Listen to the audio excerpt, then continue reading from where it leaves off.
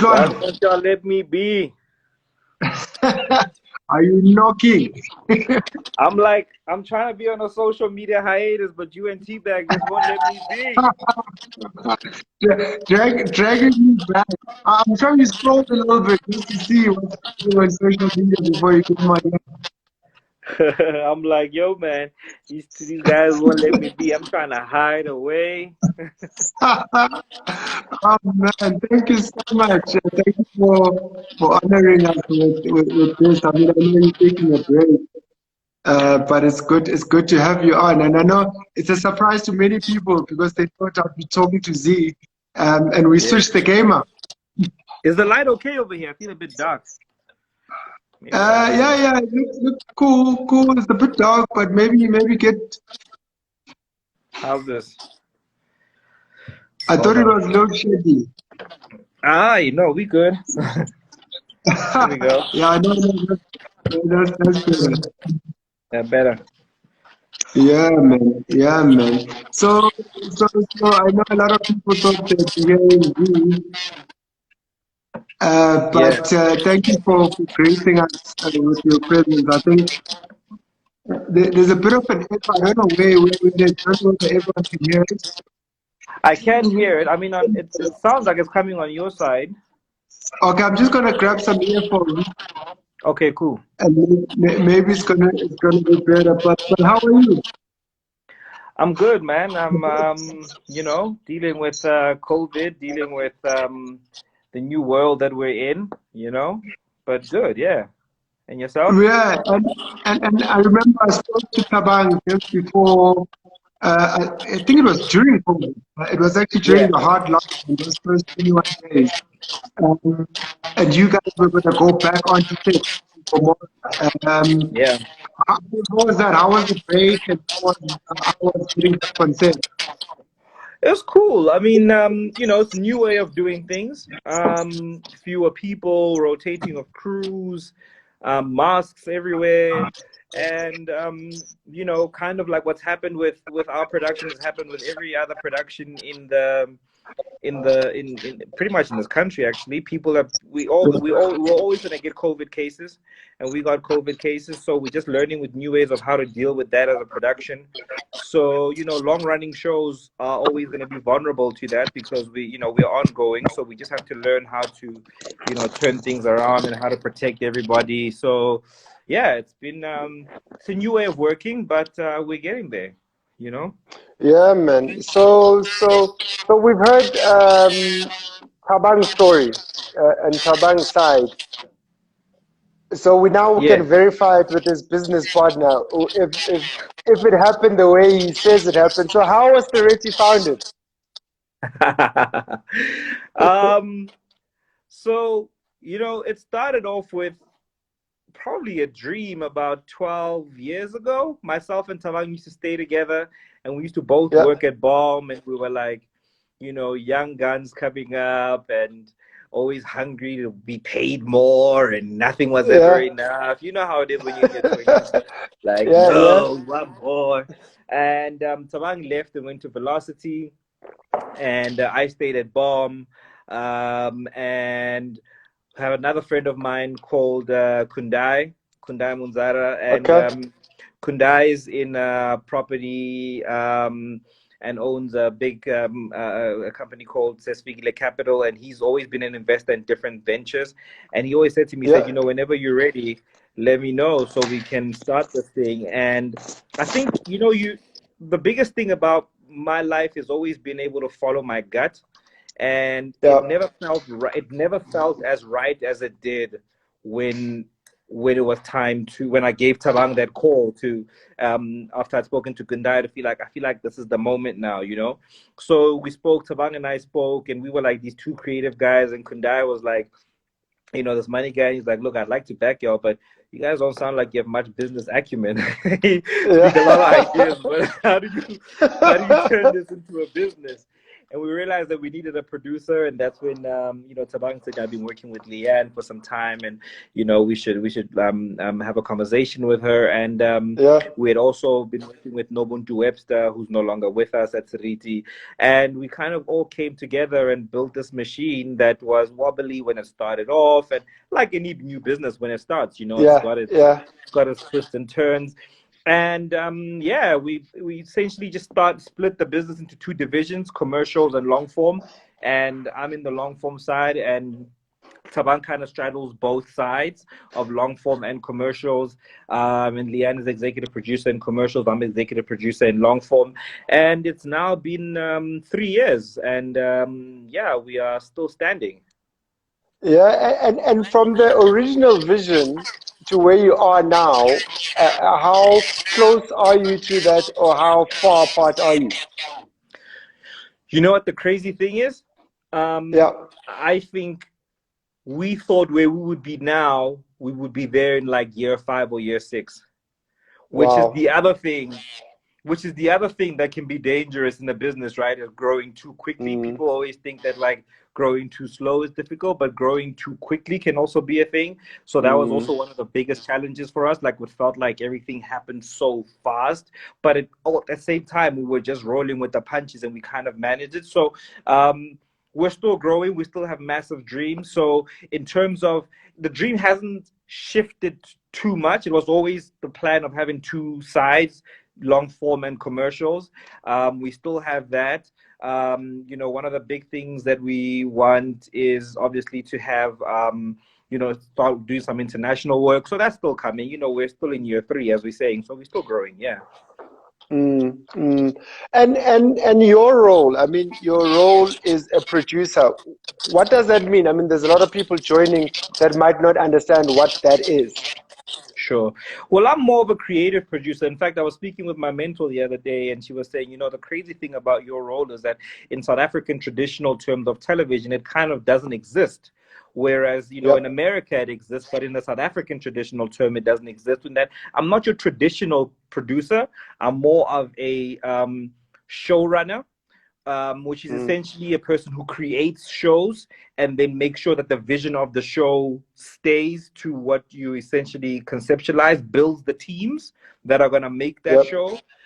So I help build the teams of the shows that we run, and I make sure that you know, from the writing room, that the idea that I'm the one who conceptualizes the idea, but you know, the writers are the ones who breathe life into that idea. So Yeah. essentially, I'm a showrunner, which essentially guides the creative vision of the show. Which, yeah, in the traditional South African term, it doesn't really exist. We're only starting to, you know, bite it now from America. But yeah. And so you talk about shows, and you talk about, you know, not many people understand how the show gets onto TV. Yeah. What is that process from the time you get the idea to the first episode? To take us through that journey. Sure. So often what you have is, you know, channels will put out that they've got a brief for a show, for a slot, let's say 8 o'clock on a Sunday. So let's just use The Herd as an example. They'll say, Yep. we've got an 8 o'clock slot on a Sunday. We're looking for something that's high drama, etc. We would then say, okay, cool. What has traditionally been on that slot? What hasn't been seen before? How do we come up with a proposition that feels like it can engage the viewer? Like, how is the viewer in that particular moment? What kind of viewing are they doing at that time? Is it slow? Is it fast? And we understand, okay, they love high drama.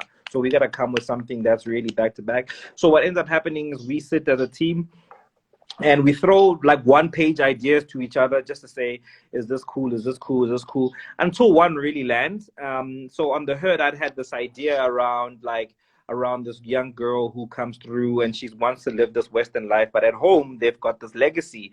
And it's really always been about, you know, blacks, we always say, it's all good at home, you know, there's spaza shops, or there's butcheries and Yeah. whatnot, but I want to go work in Sandton. Like, actually expand that, make that bigger, you know. So Mm, this girl's father had this incredible land, and he had always had it, and he wanted her to take it over, and she didn't want to take it over. She wants to go live, you know, in the thing. So I had this idea just around like, legacy, and went through with the writers Gwydin and Patu, and then they were like, they kind of pioneered that slot when they were working with Ferguson Films, with shows like Rockville, Igazi, and they were like, you know, we understand that slot. That slot has to be like, it has to be like drama that churns so much that the audience is like, we can't wait for the next week, because you've got 7 days for them to come back, which is harder, right? Like, so they understood that, and they're like, okay, in order for us to do that, we got to shift it around to this. So then we build a pitch together of what the show would be. From that pitch, we then go to the channel. The channel sends you back a couple of times, you know, this doesn't work, that doesn't work. You keep going back and forth, until eventually there's a meeting of minds, and they say, all right, cool, actually your guys' pitch is the one that we want to go with. Then you sign the contracts, and you start building the production team and the writing team, and they start moving forward with it. And yeah, that's from that moment, I think, yeah, you're on it. Wow. So there's been a lot of talk about ownership, you know, who owns the product. How does that world, in terms of who owns the product that you produce? I mean, do you produce it for the channel, or does SERITI own it? How does that work? In South Africa, the channel owns everything 100%, all of the IP. So whatever they want to do with the show after it's made, they can do with it. It's got nothing to do with us. Internationally, it's different. For the most part, people own, well, not for the most part, yeah, quite a lot of 90% of the time, you own the content that you make. So you create it. So in South Africa, it's he who pays owns. In America, it's he who creates owns. Yeah. In America, it's he who creates owns. In South Africa, it's he who pays owns. And now, how are we going to get to the ownership part? You know, because I think that's pretty significant, and I think that's kind of where the world is going to say, you know, even these platforms like Netflix and these other streaming avenues. I mean, do we even have a big African-owned streaming service? Well, Showmax is that. So Showmax is obviously the biggest African-owned streaming service. You know, I'll tell you that from my understanding with Netflix as well, I could be wrong. Netflix, Amazon, etc. Depending on the deals that you come into, there is some ownership. But I think that it's not as it was a few years ago, because the thing about it now, you must understand that for Netflix, a few years ago, it's you make a product, you make a production, it first goes to cinema, then you can license it to different territories, etc., etc. With the streaming services, one streaming service goes worldwide. So how do you really negotiate your ownership if it's not really, if they're paying for it, if they're not going to be moving into different places and it's going to stay with them, especially if it's an original. Yes, when you license, it's different. So when you license it, you can license it to Netflix for like 2-3 years. Then you can license it to Showmax. You can license it to Canal Blue. You can license it to whatever. But if they're commissioning it, the chances are what they're going to do is you get a higher upfront fee. So you will get a much bigger budget than what you would normally get, so that at least you feel compensated for your IP, and then it lives on their platform, indefinitely. Wow. And I mean, you touch on something that, I mean, a lot of people join these sessions of ours to really hear industry leaders. This is a surprise guest standing in for Z. And a lot of people are saying, okay, cool. How does the money flow work? You know, how do you make, you know, when we grew up, you couldn't explain to your parents how you make money with creativity. In the world that you're in, how does the money work? I mean, how do you make money as SERITI without giving away all the secrets? I mean, quite simply, in every budget that you do, whether it's commercials or whether it's long form, there is a company markup that you will get. And then, of course, there are what you want to do is you want to make the project within a manner that you're able to make some sort of profit from that. So let's say they give you, let's just use 1 million rand as a round number. Let's say you're given a million rand. The general markup is around, for long form, is around 8 to 10%. So you get about between, what's that, 80 to 100,000 rand. We're using a million rand as a markup, as a thing. And then what you have is you've got 900,000 rand, let's say, to make the production. And what you want to do is from that 900,000, you want to hopefully make the project, let's say, for 700,000, so that, or 600,000, so that 300,000 or 400,000 then becomes profit that then comes to your business. So yeah, so you kind of want to just produce smartly. And I think the way to start making money is really when you produce very cleverly. When you look at your money and you got to say, okay, cool, this is what I have, then I'm going to make sure that I try to get this my budget in at this particular point. Then I can start making some money. Wow, that's very, very informative. Now, you went in on your own. How easy is it to enter the industry? Let's say there's a young person watching right now. They've got these ideas. They want to sell them. How easy is that process to get in? And what advice would you give to someone that wants to get into your industry, and start making the shows and stuff like that? You need a lot of resilience, and I'll tell you why. Because you're going to get a hell of a lot of no's, right? You're going to get a hell of a lot of no's in terms of what you want to do. Even us as SERITI, as we started out, the first couple of times doing commercials, we were getting no's. First couple of times doing drama series, we were getting no's. So you have to have resilience. But if you're coming in alone, here's one thing you got to know. Nobody in their right mind will walk away from a great story. Right? If you've got a great story, nobody's going to walk away from it. They're going to make that story happen.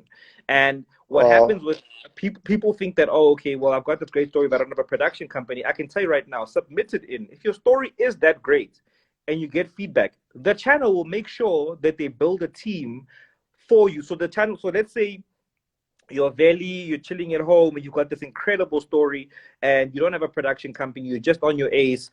You write that idea, you submit it into the Mnet portal. Mnet will read it and say, oh my God, this is a hell of a story. We got to make the story. What they'll do is say, we love your story. Where you at? Okay, you don't have a company. Here's what we think. We think you should partner up with one of our existing producers that we've worked with. They'll then call Ferguson's, Sariti, Bomb, whoever that they've worked with to say, hey guys, do you have capacity we've got a really incredible story that's come through on our portal. Are you guys able to partner with this person to make this show happen? Then your foot's in the door. And then the second thing, which is the most important thing, don't fall in love with all ideas. I know your first idea, you may think it's the best thing ever. Yeah. It's not. That's great advice. It's likely not. It's likely not. And you gotta learn the difference between what a great idea is and what a bad idea is. And you've got to be okay and not be sentimental. Really, the amount of shows that I've put out as one pages that have been bombed, that nobody has even been interested in. If I kept crying over each one that didn't get a green light, I would not be here today. Like for every show that you see that we've got on, we've gone through 8 or 9 others that were bombed. Do you understand? You've got to be okay with failure. You've got to be okay with getting the no. You got to be okay with, okay, maybe the show is not as strong as I thought it is. But the only way for you to understand whether your show is strong enough is to watch content. I get surprised about how many filmmakers, writers don't watch content. When you watch content, that's how you learn what a good and a bad show is. That's how you learn what a good and a bad movie is. Because I watch good movies and I watch bad movies so that I can know why it's bad. So when I'm in the middle of a bad movie, I don't turn it off. I'm like, I'm going to keep watching. And I can say to you, I'm like, Veli, I watched this movie. Let me tell you how trash it was. And this is why it was trash. You got to know. You've got to know. Because if you don't know, then you're never going to be able to look at yourself and say, actually, this is a trash idea. You know what I mean? And one of the best things is if you have an idea, you put it down and let's say 2 or 3 weeks go by, pull it back up and say, let's see. Actually, no, doesn't hold. Let me walk away from it. Do you know what I mean? And you got to be okay to just keep on churning it out. Because I can tell you, if you're a real writer and a real creator, you gotta have more than one idea inside of you. You gotta have, otherwise you're Wow. in trouble. It's, You it's, gotta have it's a more than one problem. idea. Yeah. Now, a lot of people that are listening uh, don't know how many shows you guys have been involved in. And whenever I read it, I'm fascinated because I find out new shows. So, on your journey from your first show to Gomorrah now, take us through that. Take us through that process of those ideations, how you got. I mean, I loved The Imposter. I was going crazy over The Imposter. I love Gomorrah now. I love The Herd. So just take us through what you've done and just the thinking behind those stories. Sure. So as you know, obviously Tabang and I have big histories before, having been at BOM and have done, before I came to Sariti, we had done at BOM, I had done 7 shows, primetime shows. And then when we started at Sariti, now we're on our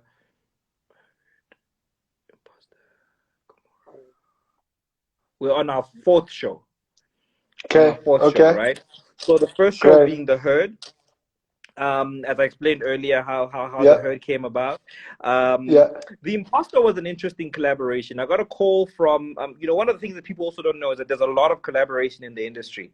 I got a Yeah. call from Shona Ferguson, and he said, we've got this really cool show.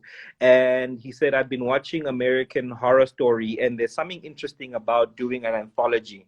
So it's the same theme, except it's different stories every season. And he said, Yeah. what if we were to take the imposter as the theme, and then every season it passes on to a different production company and they do with it as they feel. They can take their own Wow. narrative on how they want to do the imposter. And he said, would you guys like to give that a shot? Had a conversation with Channel, and Channel said, look, it's interesting. What do you guys have as a proposition? Went back with with our writing partners, Chedza with Gudin and Patu, and had this, because they'd actually created the original imposter, so they had the DNA Okay. of how this thing worked. So we're like, okay, cool, let's do the same thing again. Let's make it twins, except this time let's make them this. So it essentially, like, as you saw, it was remember that old film, excuse me, Trading Places, Yeah. Yeah. it's Yeah. essentially Yeah. about a guy who's got a twin brother. One is completely wealthy, has gone to St. John's and all of those things, and the other one is like not had the same thing. They were separated at birth, and the one dies, and the other one takes over his life, kind of thing. And it just kind of felt like okay, this could be an idea. This could be what you want. We have this term where we say a story that keeps on giving, right? It felt like Yeah. actually with just that premise, the story feels like it can just keep on giving and giving and giving. And that's exactly what we had with that. And it felt like one of those ideas. So that's how the imposter came about. Gomorrah came about. I'd actually wanted to make a film for the longest time, between Alex and Santon, and that film used to be called London Road, which is a very popular road in Alexandra. Yeah. Yeah. Um, Yeah. and I'd always had this fascination around the two, around how, this world of Santon is, right? It's the same everywhere, all over this country, right? And that Time magazine cover of the world's most unequal country.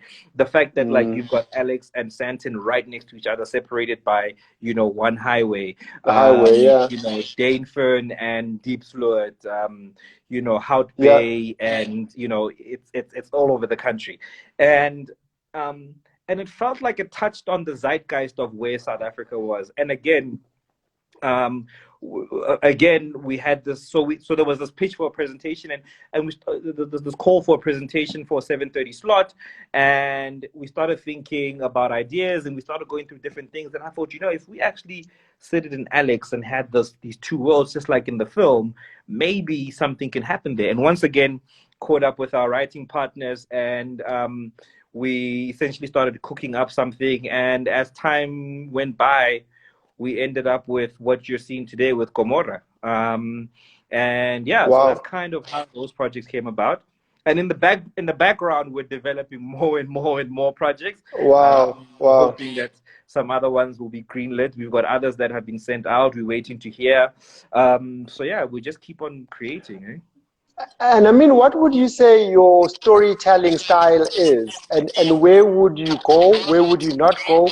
I mean, would you do a horror? Would you do a sci-fi? I mean, what is your company DNA in terms of this type of story that you want to tell? I think we want to always try be on the zeitgeist of South Africa, on what the Yeah. conversation is.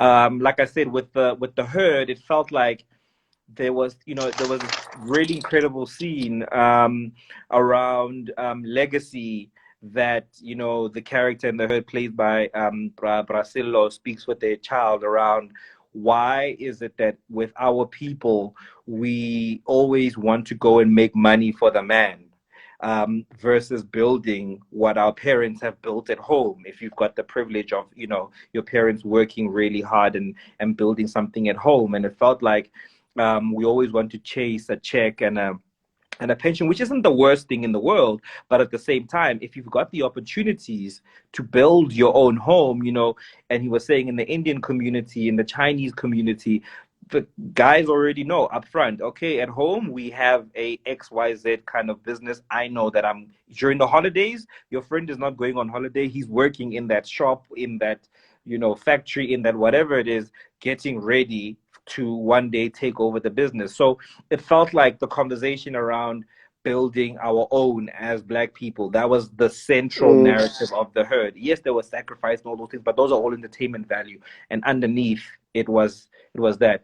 With the imposter, I would say the underlying message was really opportunity. Two people that look exactly the same but have been born in two different circumstances, in two different places, have been raised in two different places in this country, just to really show what that makes. The biggest thing that I've always had, even from when I was doing Ayeye, I always said that Ayeye was unique in that it wasn't often stories in South Africa about people who don't have opportunity. But with Ayeye, I'm like, let's make a story about guys who do have opportunity, and let's see what they do and what their stresses are and what their challenges are. So for me, it's always really been about conversations that the country can have. With Gomorrah, it's about how your life can turn, how one moment you're living in Sandhurst, in that opening of Gomorrah, you're living in Sandhurst, you've got all the cars, all the everything, and in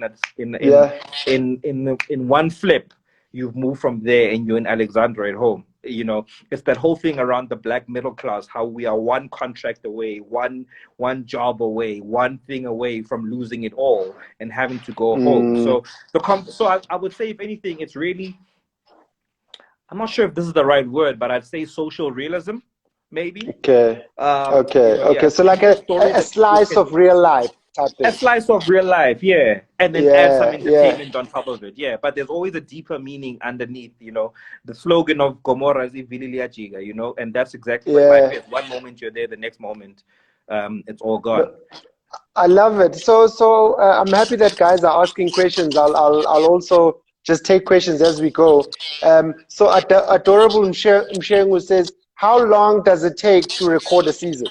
A season, let's say Gomorrah. Like, how long does that project take?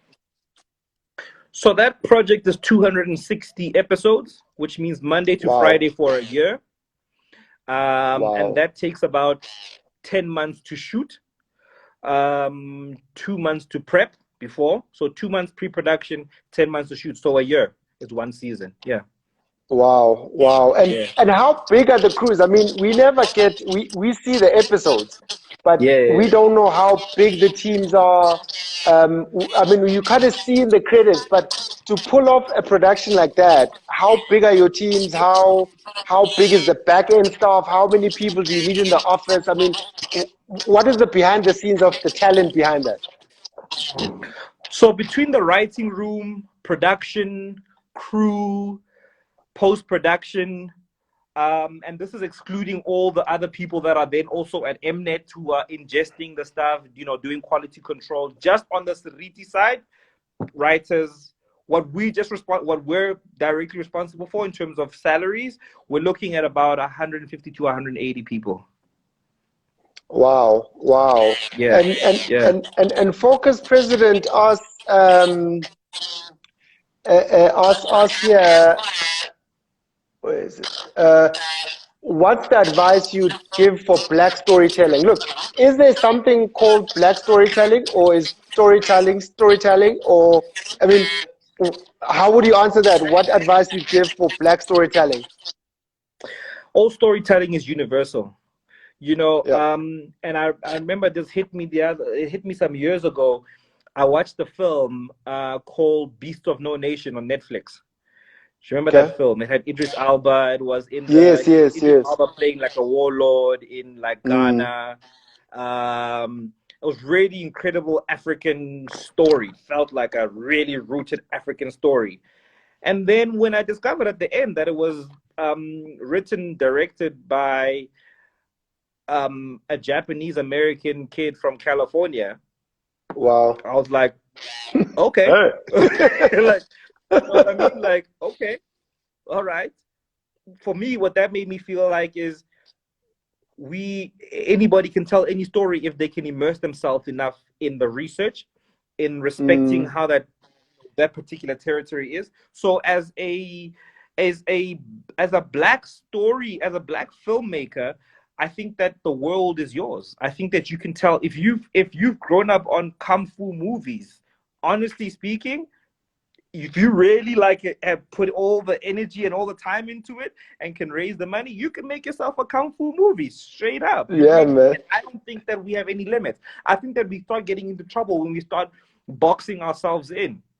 As black Africans are the original storytellers. We started the storytelling, Mm, so we should that's mm, in our blood. We can tell any story. We can tell any story, put our minds to. So for me, I feel like we could, I feel like the advice that I would give is find the story, find the universal truth in your story. Tabang was talking yesterday in his live that a love story is a love story. Here in China, in Phuket, in wherever it is, a yeah. love story is that boy meets girl is boy meets girl wherever you go. That's It it. doesn't matter. Yeah. You know what I mean? Yeah. So really find the universal truth in your story, and you can tell any story that you want.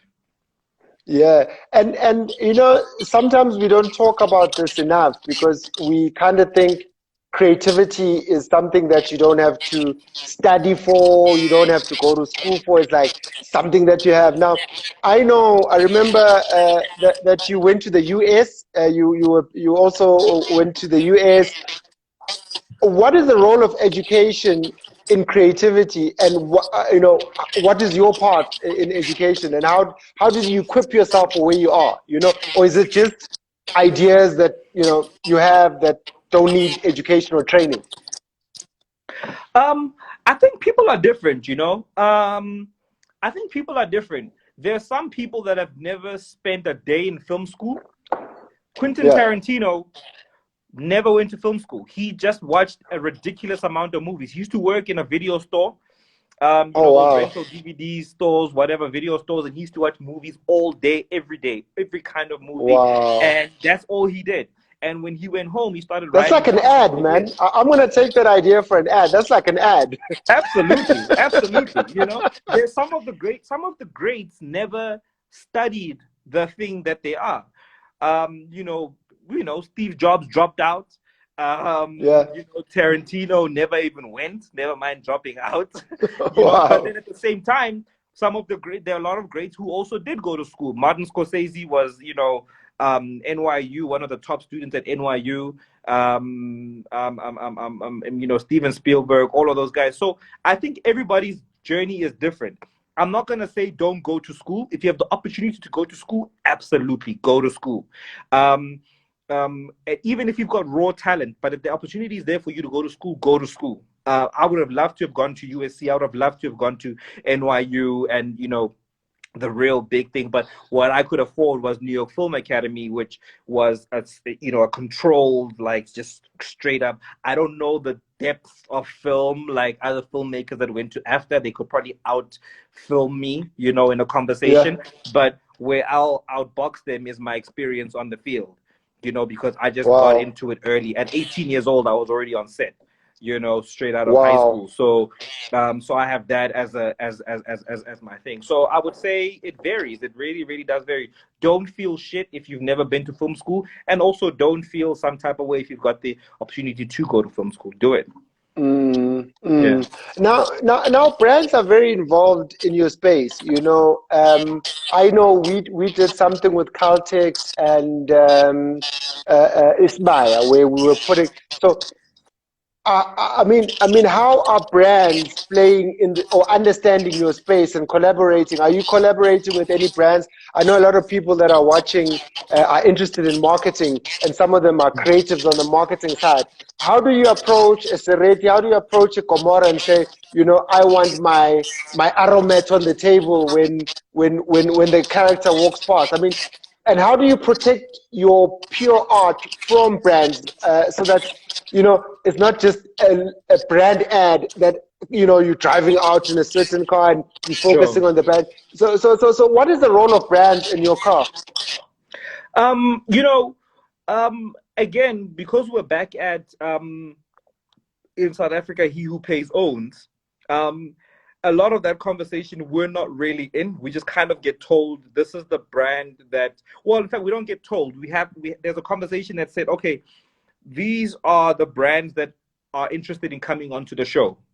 Which ones Yeah. do you feel you could integrate seamlessly? Because as you're right, some people are annoyed with, like, in the middle of a conversation, you're speaking to, let's say it's a bank ad, and you're speaking to the character speaking to their wife, and they say, honey, if you don't open, then if you don't go with Visa, you really, really, like, that messes up everything, right? So we have to find ways to strategically seamlessly just have a conversation. If there is, so the channel will say to the channel, okay, so for example, for Gomorrah, let's say Rolls Royce were interested in advertising on Gomorrah. We will say, Yeah. there's not a chance. It's not going to Yeah. work. Like, no one's going to believe that. The principal, the teacher of the school is not about to rock out in a new range. Yeah. Hey guys, I've been Yeah. working hard, just teaching these kids Yeah. in Alex is really doing good. You know what I mean? So Yeah. Yeah. we have to align with brands that feel like they speak to the world that we're in. Because Yeah. because we have to be respectful to our audience. We have to be, but at the same time, we also have to be respectful to our client, and they know, and because we know they have to make some money back because they've invested in us and they've got to recoup some of that money. So it really is a collaborative conversation with the client. And it will say, okay, cool, we understand why this brand doesn't work or that brand doesn't work, so we'll move that one away. Let's work with the ones that do work. Yeah. Nice. Now, Pastina asked earlier, is SERITI purely a production company, or do you do talent management as well? No, we're a pure production company. You know, Nora. yeah, we don't do talent management at all. We're just pure production company. People ask us, why don't you manage talent? It's you got to know your business, right? It's not our model. Yeah. And you gotta do what's best for your business. And I don't know if I wouldn't know where to begin with a talent division at SERITI. What we're good at is finding talent, and we're also good Yeah. at, and not just in front of screen, behind the screens as well, whether it's new directors, new DPs, new producers. We're good at that, and we're good at nurturing those people to get to the best that they can, and we support them. But in terms of managing, in the terms of this is the brand you should go with, all of that, I don't think that that's our strength, so we can't do that. Yeah. But what we can do is get you to be the absolute best once you're inside. We can help push you to being being the best that you can be. Yeah, so I see there's a lot of people. There's Gomi X here, and there's a lot of people that are asking about acting roles. They're saying when are you guys open for um, uh, actors? Where do you find a talent? When are the auditions? How would you answer that? How do you identify talent? Where are the auditions? Where do you announce? Do you follow your social media page? How do Yeah. you know? Let's say there's a next show after Gomorrah. How does someone who is an actress or an actor get on? So we always put it on, always only check on the Sariti page, this very page, sariti.tv. If it's not on this Sariti page, it's not real. There are a lot of people that are scamming people out there. If it's not on the Sariti page first, you might see it on my page, you might see it on Tabang's page, but in order to verify, always make sure that you come back to the Sariti page. If it's not here, it's not real. That's like, we always make sure that everything is here. And second, you know, always people always like, oh, when are the open auditions happening? The thing is that we always have massive auditions up front when we're building the show. And what we do is that as the year, like we literally saw, man, we saw close to 2,000 people just to get to the 12 cast members that we have on this show right now, right? And we advertise here, we advertise. I know people like, I never saw it. You know, sometimes things do miss you, but they were done. There's no way that they weren't done because we've got so much new talent on the show. So clearly they were done, right? People are like, well, we never saw it. I'm like, well, some people did see it. You know, so it is one of those things where maybe it might have missed you in that particular moment. But in terms of, it's very rare that we have open auditions in the middle of the production because we don't really bring on that many new actors, because once we've got our core cast, we kind of move forward. And then second of all is that if there are smaller characters that come about, because that first group of 2,000, 3,000 people that we do look through, we start first by looking through there to see if there's anybody that might, you know, so you might not have gotten a role in the first leg, but as the year goes by, there might be another role that comes up and it might be perfect for you. And I mean, I know it's character specific, but generally, when you're looking for actors and actresses, what are you looking for, and what decreases your chances and what increases your chances of getting a role? I don't know what I would say decreases and what increases. What I just look for is, do I believe you in the role? To be honest, that's really where I go. I just, you know, do I believe you as the character? You know, we pull out, you know, we obviously in the writing rooms, and what ends up happening is we're reading it. Everybody's like, wow, what's uncast? I'm like, because in that you're not good for this role. Doesn't mean that you're not good for all the roles. You're just not good for this particular role.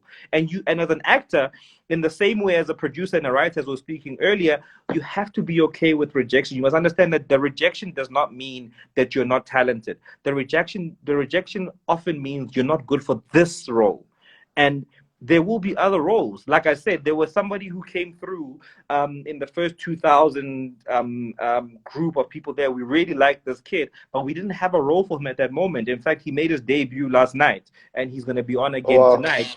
You know, 60 episodes later, we found the role that was good for him. You know what I mean? So, it's not a well, I went for this pitch, now I didn't get it, it's a wrap. No, the show going on, and if the show has more years, you've got more time, you've got more opportunity of characters that might come up that will probably work out for you. So you must normalize rejection. Now I mean, this topic tonight is predominantly around talent, managing talent. Let's start on set. You know, when you're on set, there are egos, there are famous people, there are people that have got certain backgrounds. How do you manage the dynamics? Because obviously it's a pressured environment. So how do you manage the dynamics in a set? You know, how is a set managed? So we've got an incredible series producer, Lulu Hella. And obviously myself is there. I'm there. But what you want to have is a central person who everybody knows they can go to, right? So Lulu is that person. Lulu's the heart and the engine of Gomorrah. And what ends up happening is that we have, you know, people will tell you, you know, I'm struggling with this particular actor because, you know, they're always complaining about X, Y, Z. Then you kind of got to come in, you got to start people manage, you know, and the thing is, the crazy thing, actually, people always think it's the actors that come with the drama. It's not always. Majority of the time you have directors, you know, you sometimes even have producers. Sometimes you have writers who feel like they are bigger than the show. There's so many different egos, as you say, around a production that always people, whenever they think of divas, people always think that you're speaking about actors. Like, no, we have diva directors sometimes. We have diva, guys in catering. You can have it that way. So the most important thing is to really bring everybody home to the point of, you got to understand where we're at. And it's weird. Often it changes once the show goes on air. When we're all starting off and the show's not on air, no one knows whether the show's gonna suck or not. Everybody's kind of on a level playing field, right? Then it shoots through the roof, and now everybody's starting to feel like, actually, it's probably shooting through because of my department. It's probably shooting through because of my direction. It's probably shooting through because of my story. There's so many different things. But I think ultimately for us, we kind of have a thing where we allow talent to express themselves, and we allow talent to also remember that a long-running show, for the most part, is kind of like a 9 to 5. And you want to build an environment where you want to come back to, and that other people want to come back and work with you. I have to tell you, on Gomorrah, more than any other production I've ever had, ever. In fact, Gomorrah, The Herd, The Imposter, sure, thinking about it, we've never had divas. We've been lucky. I really wish I could come back and say, there was this production, we had these kind of divas, but we kind of, and I think maybe people say it's the energy of SERITI, because we come through and we don't have egos ourselves. It's hard for anybody else to have an ego, because I think you feel a bit like an asshole. Because if the guys who own the company can humble themselves and come through and greet you and be like, we absolutely have zero egos, it's hard to then come with that, with that ego or that divaness in that space. I don't know. So we really have been lucky. We've not had any scandal, any drama, any what in the world is going on at SERITI. We've really been blessed, I have to say. And now, how do you help people through fame, to handle fame? So you get this young person, they're not famous, they can still like walk around the mall. Halfway through the season, they're now famous. As they're acting, how do you close out that outside pressure and keep them true to who they are? Because I think, you start off a season, you're an unknown person. 20 episodes down, you can't even walk freely in a mall. How do you help your talent manage that? Because obviously it must at one stage affect the acting. No doubt. It's always a tricky balance, and I think it also, what you start learning is also who people are and how people were raised at some point, right? At their core. I've really seen the most humble, quiet individuals coming through, like, they can barely say, I'm so sorry, like they've been that, and then the show comes out. The next thing, I'm not waking up at 5:30. You guys, wow. it's like you get that sometimes. But it really goes back again to really reminding people where ground zero is. Remembering, because it is hard to forget. The thing is, flattery or admiration or whatever it is, that kind of thing, I can never understand. I'll never be able to understand it, because I'm never going to put myself in front of the screen in that way. So I empathize with them a lot. I remember our young guy who plays Ntokozo on Gomorrah. We bumped into him in Sandton. I think it was the Friday before Gomorrah went on air, and this was pre-COVID, so there was no masks or anything. And I said, "Oh man, you are walking around for the last time with real freedom. I hope you enjoy this." I remember I took a video of him. He had like this or whatever. He's now on like 200,000 followers, and I have a conversation with all of them and say, what, guys, at the end of the day, you must remember that you must keep those people who have been with you before close, because they will tell you when you're changing. You must keep the people that have known you since before you had this thing. I'm not saying don't make new friends. It's good to make new friends, especially in a new environment, new industry, etc. You're gonna make new friends, but always also keep the people who you had growing up, because they will be the first to let you know, like, dog, you're switching up on us. You're not the What's guy. happening? What's happening, bro? You used to be all right. It was all good just a week ago. Now what do you mean we gotta call first before we rock up? What you talking about? So I mean, but the thing about it is that I heard a thing from Matt Damon, which I've always also advised actors around. Matt Damon said, the hard thing about fame is that actually you'll find often that it's not you who changes, but it's the people around you who change. Because they expect you to be this thing now, and you're like, I'm still the Wow. same guy. You know, um, Wow. because what ends up happening is that you've got you're the guy that let's go, hey ready, let's roll through, man, let's go have a braai, whatever. Then the Yeah. next thing, then he's now on the biggest show in the country, seen by millions of people. Mm. Now it's like, yeah guys, I'm bringing Veli, you must know he's coming, you must, you know what I mean, like. And now Yeah. everybody Yes. wants There's to go that because he's protocol. tired. And now you're tired because you don't want to go for whatever reason. Now all of a sudden it's, now because Sole famous, now you're too cool for us. Now you got this pressure as a person who, like, wait, I can't just be tired anymore because I work hard. You know what I mean? So Yeah. I think it's really about them learning to manage, and that's why I say it's so key to have your day ones with you as somebody who's in front of this, because your day ones will, yes, they'll turn around, but you'll also be able, there'll be a good gauge for you to see, okay, wait, things are shifting a little bit, the waters are shifting a little bit. I gotta be able to centralize everything.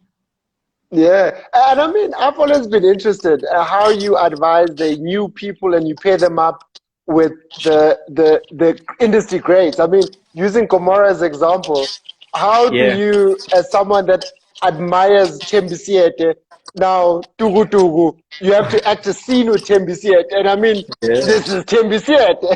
I mean, how do I you prepare your talent for that? Because that can't be an easy thing.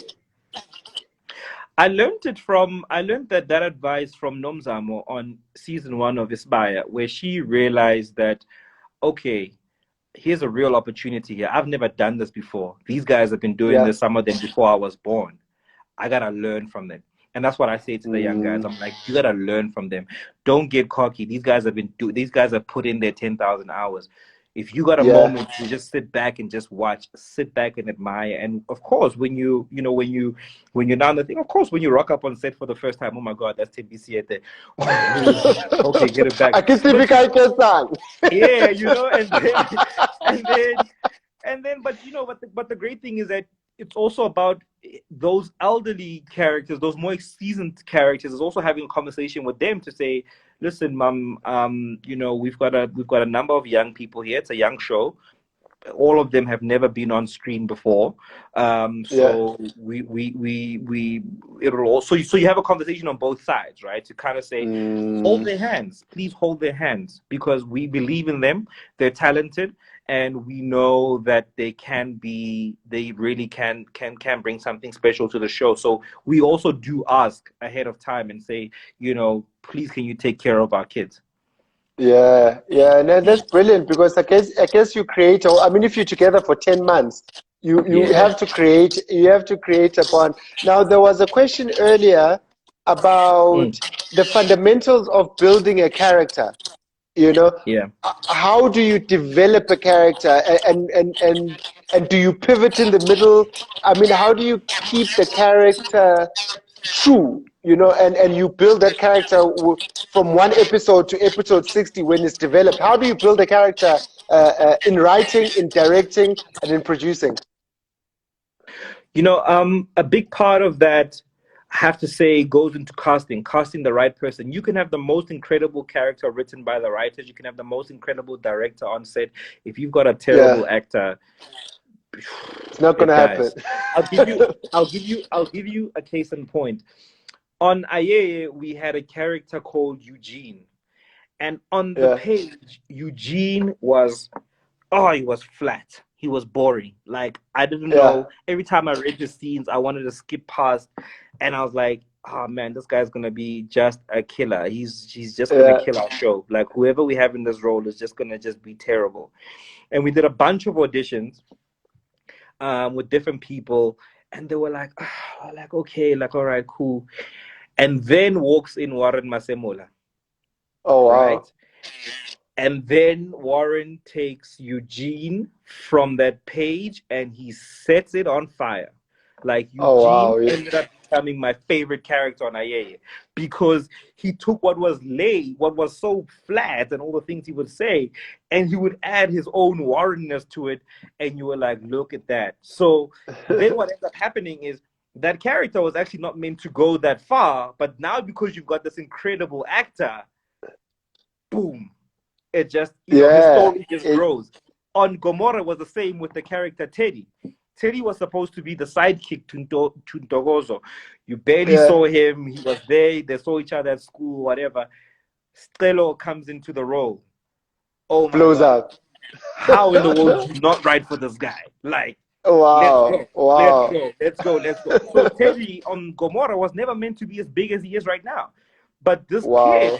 comes through with this fire, and you are You okay, have to guys. write him in. How are we not writing anymore? How are we not writing anymore? So it's a, so it's a Mm, combination of many things. You know what I mean? But often it's the wow. talent of the casting. Yeah.